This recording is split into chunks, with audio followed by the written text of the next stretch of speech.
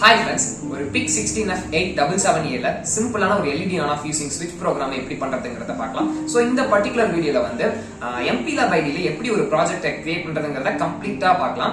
So and next வீடியோல வந்து hardware connection and பிக்கி3 ப்ரோக்ராமர் மூலியமா மைக்ரோ கண்ட்ரோலர் எப்படி அந்த ஹெக்ஸ் ஃபைல டம்ப் பண்றதுங்கிறத பிளஸ் ஃபுல் டெமோவையும் பார்த்துடலாம். ஸோ இப்போ வாங்க வீடியோக்குள்ள போகலாம்.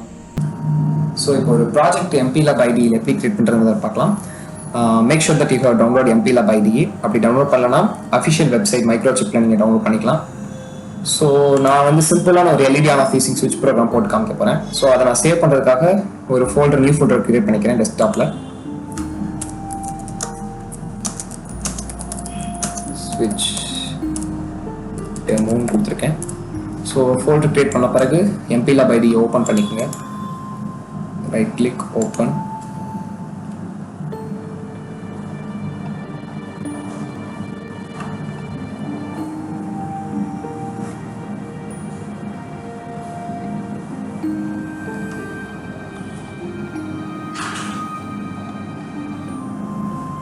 So now I have opened the MPLAB IDE.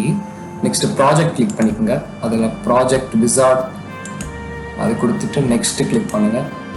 next அப்புறம் browseல வந்து நீங்கள் எங்கே நியூ ஃபோல்டர் கிரியேட் பண்ணீங்களோ அந்த லொக்கேஷனை சேவ் பண்ணிக்கோங்க. So LED on off using ஸ்விட்ச் டெமோ இங்கே இருக்குது. ஸோ ஃபைல் நேமும் அதுக்கு கொடுத்துக்குங்க.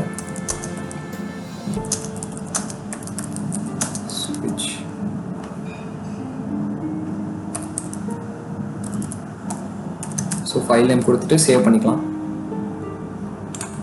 சேவ் கொடுத்துட்டு நெக்ஸ்ட் அண்ட் ஃபினிஷ் இது கேஸ் கொடுத்துருங்க. ஸோ இப்போ ஃபைல் ப்ரெஸ் பண்ணுங்க.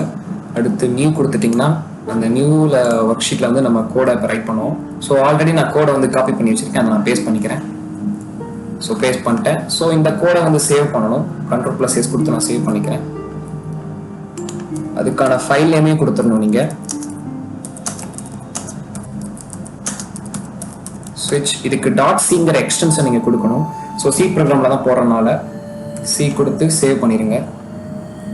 அந்த கரெக்டான ஃபைல் நம்ம கிரியேட் பண்ண நியூ ஃபோல்டரில் தான் இதை நீங்கள் போடணும், வேற எங்கிட்ட போடக்கூடாது. நான் LED ஆன் ஆஃப் யூசிங் ஸ்விட்ச் டெமோன்னு ஒரு ஃபோல்டர் கிரியேட் பண்ணியிருக்கேன், அதில் வந்து சேவ் பண்ணிக்கிறேன். இப்போ சேவ் கொடுத்தீங்கன்னா சேவ் ஆயிடும். ஸோ சேவ் பண்ணிட்டேன். நெக்ஸ்ட் வந்து பில்ட் ஆப்ஷன் ஒன்று இருக்கும், அந்த பில்ட் ஆப்ஷனை கிளிக் பண்ணுங்க. ஸோ அடுத்தது அதில் லிங்கர்னு ஒரு செட்டிங்ஸ் இருக்கும், அதை கிளிக் பண்ணிக்கணும். அடுத்து ஃபார்மேட் ஹெக்ஸ் ஃபைல் ஃபார் டவுன்லோடுன்னு இருக்கும், அது அன்செக்ல இருக்கும், நீங்கள் அதை செக் பண்ணிக்கணும், அதாவது கிளிக் பண்ணிக்கணும் அதை. ஸோ டிக் ஆயிடுச்சு. இப்போ அடுத்ததாக என்ட்ரு கொடுத்துருங்க. ஸோ என்ட்ரு கொடுத்தீங்கன்னா வேலை முடிஞ்சு.